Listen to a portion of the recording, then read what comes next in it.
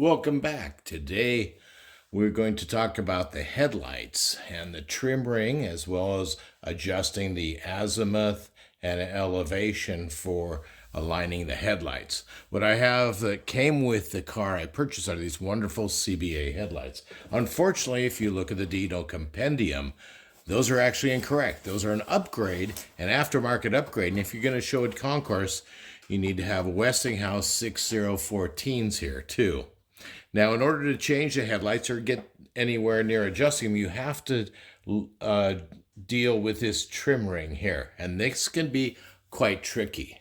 The trim ring on the Dino has no tabs or perceptible ways in which it unhooks or unlatches. So if you're a new owner and you come on this and maybe your headlights burned out and you need to change it, a pair of these Westinghouse 6014s are about $50 on eBay these days, and they come with full chrome insides. That's the thing you want to look at, is the chrome reflector. That will pit early. These CBAs are actually very nice, and I'll probably be able to sell them for far more than the Westinghouse that I bought, but we do things for concourse. Now, in order to get to it, you need to take the trim ring off. It's hinged on there with spring clips. And you need to start your pull, as is you'll be pulling on the trim ring to release it from the spring clips. And it's best to have a curved device like my snap-on pick there, or what you can do is take a hanger. Now you'll have to go to the outside and pull. Now you have to pull strategically. If you pull from the top, which is what most people do up here, you'll now have a pivot point and your paint will possibly be damaged by either the front lip or the rear lip of the chrome ring. So what you'll want to do is start your pull from the bottom, but just to be sure on safe, I put a little microfiber towel in there while holding the camera. There we go. Tuck it under there so if any of the trim ring pivots onto the paint, it will be cushioned. Then take your device and find a curve and follow it around and down. There we go. Pull it from here. You need to slip that, rotate it, and there we go. Surface oil here. We want to preserve it because there's some very nice stampings down here. I had these chromed on another vehicle, and the chromers actually took out all of the Carrello stampings there. So we will now have a chance to clean that up, and I will pack the inside, even the drain hole there, with light oil to it. I also see an alignment, which I've never seen on a car before.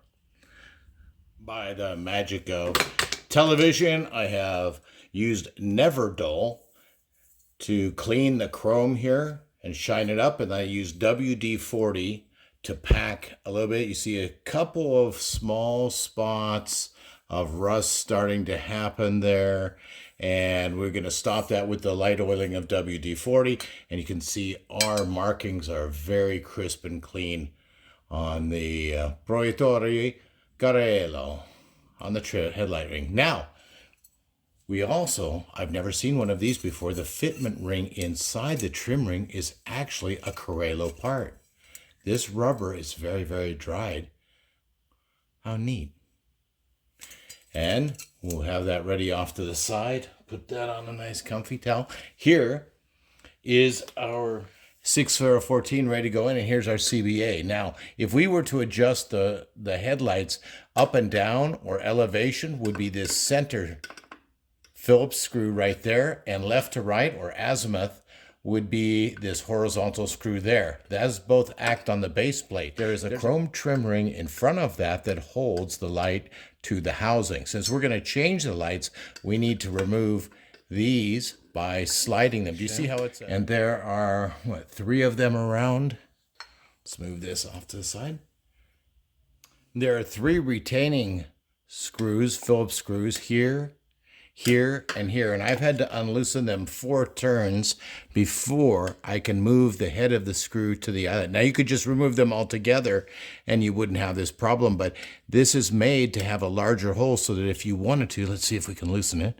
If we can rotate, there we go, and pop it out without, let's take this to the bench and shine this chrome up and see. Oh yeah, it looks really great. This car will be 50 years old in 2 months. All right, I use Never Dull. Back at the bench, this is all cleaned up and ready to go. There was one small spot that concerned me of some corrosion, and that's been hit with a light dusting of WD-40 to preserve it. So we are ready to put that back in. As soon as we change the light bulbs, I'll set that off to the side. And our bulb is now loose and easy to move. Now, we have not removed any of the retaining. So here's where our towel comes in. And there's our tri-plug. Right like that. That's a nice halogen bulb. Wow. That's worth a lot more, my French CVA. That's worth a lot more money than what I'm putting in. Is that hilarious or what? I have tested the Westinghouse, and it is good. Let's replace it in. While we have the connector open, I would like to prepare it with a contact cleaner from Worth. This also leaves a nice contact surface. So let's hit each of these.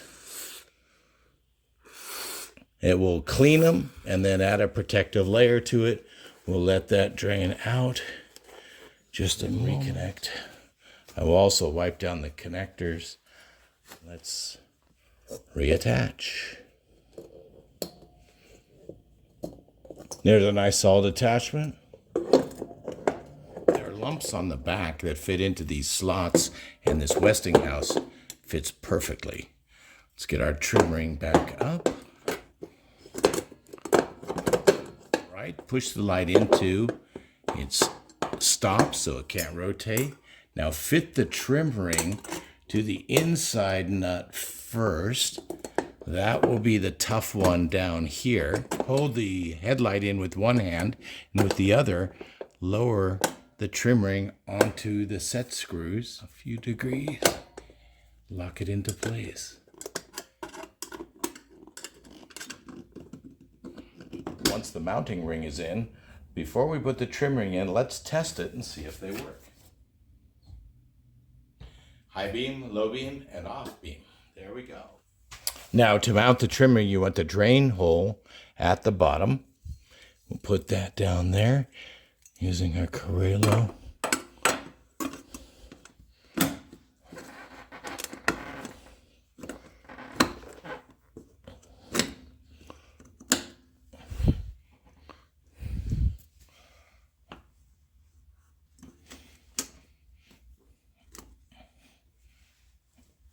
There we go.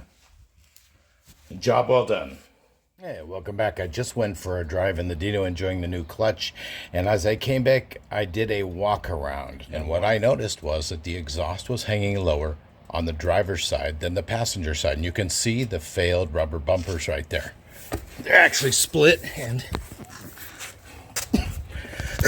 when you come back to look at the car, you can actually see how the driver's side hangs down. So it looks like we have a new task of removing the rubber, the old rubber, and like everything else on this car that's rubber and grease, after 50 years, it needs to be replaced. So let's tend to the exhaust. For a stock exhaust, it sure sounds great, and we want to preserve it as long as possible.